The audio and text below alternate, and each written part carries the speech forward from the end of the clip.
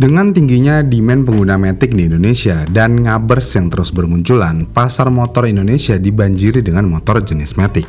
Dan di pasaran ada dua pabrikan yang memiliki motor matic yang paling banyak digunakan di jalan, yaitu Honda dan Yamaha.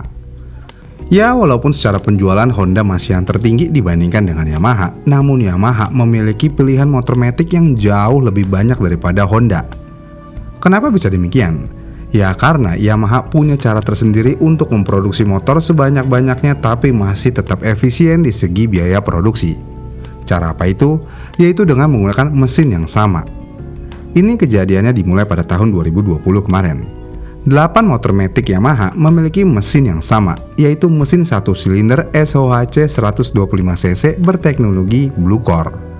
Dan mesin ini digunakan di motor Yamaha Frigo, Yamaha Mio S, Yamaha Mio M3, Yamaha Mio Z, Yamaha Vio, Yamaha Soul GT, Yamaha X-Ride, dan Yamaha Gear. Jenius nggak tuh ide Yamaha?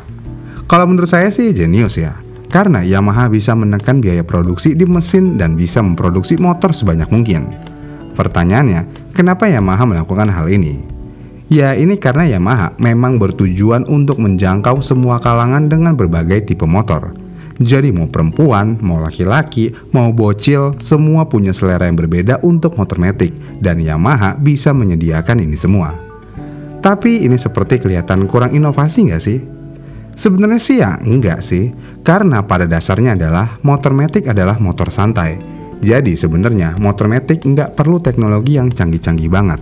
Dengan demikian, cara Yamaha untuk memberikan pilihan lebih konsumen adalah cara yang sah-sah aja.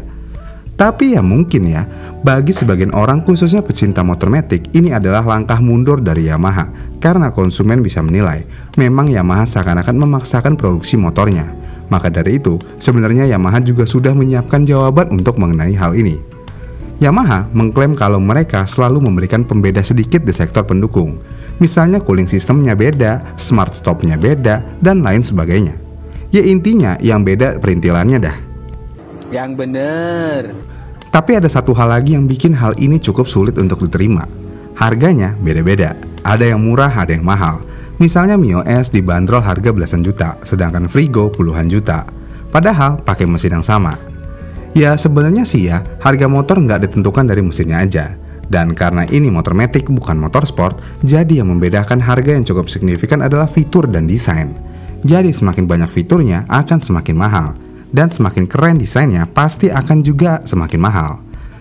Sebagai contoh, Yamaha Mio S dan Frigo. Di Yamaha Mio S, motor ini menggunakan transmisi otomatis, sedangkan di Frigo pakai CVT.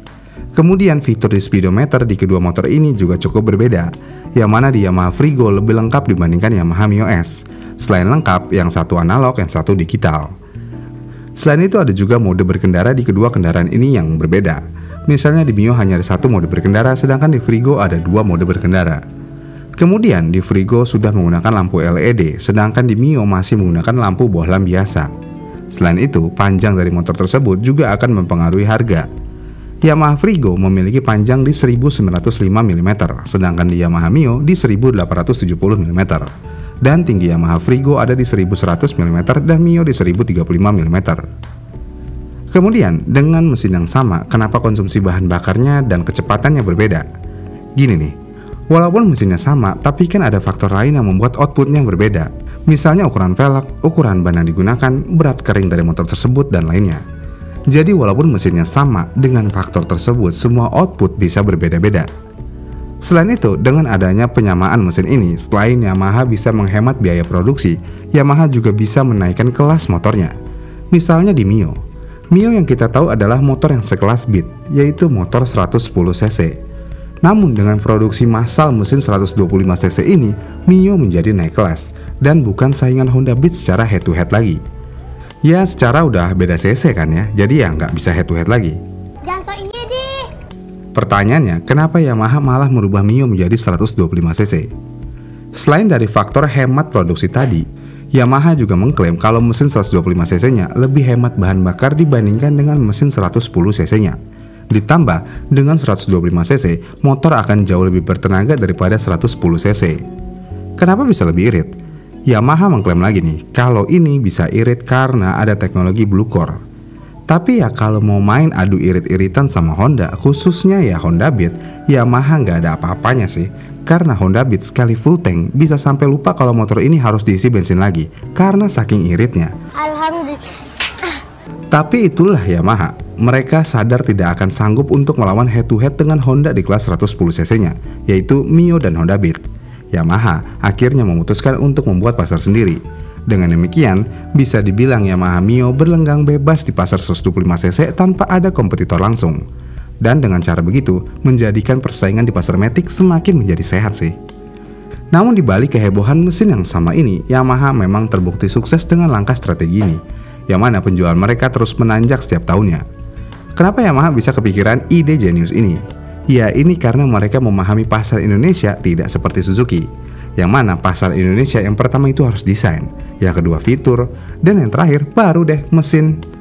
Makanya nggak heran kan banyak orang yang habis beli motor dengan desain yang keren, tapi di akhir mereka mengeluhkan motornya boros. Padahal dia udah tahu kalau mau irit ya pilih Honda Beat. Tapi dianya aja pengen yang punya motor desainnya lebih bagus. Tapi inilah yang dilihat Yamaha, karena masyarakat pembeli Matic yang pertama dilihatnya ya tentu aja desain. Ya ada deh, kalau ternyata begitu cara mainnya, Yamaha dengan santai membuat motor dengan desain sebanyak mungkin dan menggunakan mesin yang sama, karena nggak ada yang peduli dengan mesin. Cukup lucu memang kalau mengingat cara ini terbukti efektif di pasar Indonesia. Tapi ya mau gimana, kenyataannya memang seperti itu sih. Bagaimana nih menurut kalian? Apakah Yamaha curang dengan menggunakan cara ini? Komen di kolom komentar di bawah ya. Jika kalian suka dengan video ini, kalian bisa like dan subscribe channel ini. Dan sampai jumpa di video selanjutnya.